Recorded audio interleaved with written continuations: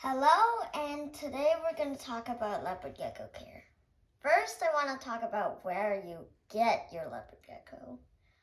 You can do it online or maybe like at a pet shop. They're really common, so I wouldn't say you would have much trouble finding one on the web or in a pet shop.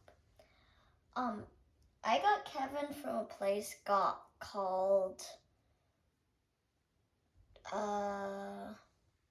never mind, I forgot. And I got Angel on the web, but I'd say web is more dangerous because they can pretty much die over shipping. Mostly happens with marine animals, not land animals, so I'm not really concerned about it. Oh yeah, I just remember the pet shop name. It's Jabberwock Reptiles. You can also buy them at like Petco or PetSmart. But anyway, on to the next subject, caging. I would say more like a 10-gallon for one and like a 20-gallon for two. But I have no idea why I'm keeping an Angel in a 5.5 gallon. But it was the best I could do, so you can also use used cages like Kevin's. They're much more cheaper and yeah. The next one is lighting. So, I think it's supposed to be like 82 to 84 degrees, but when they're breeding more in the low 70s.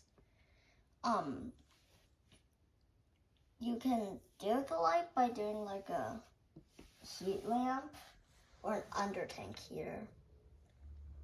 Kevin has both. And Angel has none. Actually, she has a heating pad. I forgot. And then next subject, food. So, they're mostly like, mealworms, like I showed before in my previous videos. But you can also do like silkworms. They're like worms that like make silk.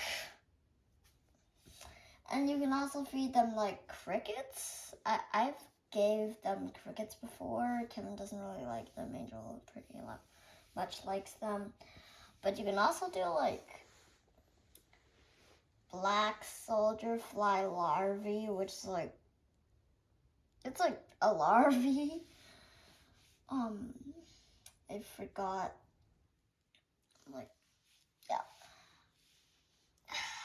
Next subject, substrate. Substrate is basically what lines the bottom of the cage. For here, I just use dirt. And for here, it's like a mix, but it's supposed to be for arachnids. I had no idea why. But, yeah, I would say like, you can just hear Kevin scratching. I would say like you choose something easy to clean, maybe like paper towels. Maybe if you wanted to look a little better, you can use like this. And then there's a substrate you never want them to touch. It's calcium sand. Geckos seeking calcium will literally eat that stuff, and then it will choke them, and then they'll die. So I recommend like substrate that's like dirt, that kind of stuff. When they're at least 6 inches. Next, health. So first things I want to talk about is the things that are pretty confusing but are actually good. For instance, Kevin here is shedding, which means his old skin is peeling off and he's making new skin. That's how he grows. Don't be surprised. That's how it goes. And if like when he first shedded, we thought he was sick. So there's also a lot of leopard gecko diseases that can really hurt them and kill them. Like, there's one I forgot, but signs of it, you should it's like a very thin tail, a very thin body, and it won't eat. It begins with an O. Odysseus, I forgot. But you should quarantine that into a separate tank, like that one. Just keep it plainly with some paper towels and some water dish. And be sure to moisten the paper towels, clean it once every week or something, just to make sure that germs don't So next one is plants. So plants, you don't want to do a mix-up, put a tropical plant in a desert cage. For this, I prefer air plants, like this, or snake plants, like the one in Angel's cage. Even though they're from Madagascar, they still work pretty good in enclosures. Actually, air plants, they can live in both tropical and desert. So don't be too worried about that. You also don't have to really water them. You can just glue them. Not for the snake plant. For the snake plant, I just water them temporarily, sometimes. And then I just this one is also kind of burning up because that leaf, it's not really healthy. But I'm not worried about it. Didn't get any worse for some reason. Sorry.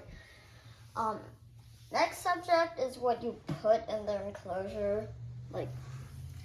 For this, I recommend cork bark or stones. You can also do wild things if you have an interesting piece of wood or rock. But you need to clean it very thoroughly and make sure all the dirt, I guess, or harmful things are washed off. You can use that with pipe cleaners, toothpicks, that kind of stuff. Some experts actually recommend doing store-bought stuff, but I don't do that thing. Another thing you don't want to do is just have a stone and just place it in you don't want to overcrowd your things, or your leopard gecko won't be able to walk around. That's what I did with Kevin's cage once. I accidentally overcrowded it. And then I just save all my stuff up who knows where. Those three things. The turtle shell and this and that. And I also recommend this is a spiderwood. I think it's called spiderwood. You can like place it somewhere so the leopard geckos will be able to climb on it and go under it and bask on it. I've actually seen Kevin on this thing just like basking. And then you can also do like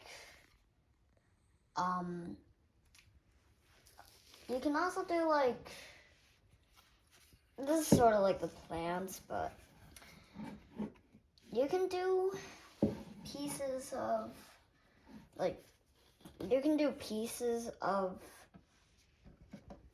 cork bark, just like little pieces of cork bark just lying around. That's really useful if you have like I think they're called, it's like roly-polies basically. It's isopods, and you can also choose like if you don't want to clean their poop. You can just get some isopods, which are basically roly-polies, and then you can also have a choice of springtails, which are basically the same thing. Actually, they look like a very tiny centipede with like only like 3 sets of arms. But they'll just digest the poop and they'll be like nutrients. The cork bark for them is like so they can have a place to hide and like, you know, grow. So that's the end. And bye.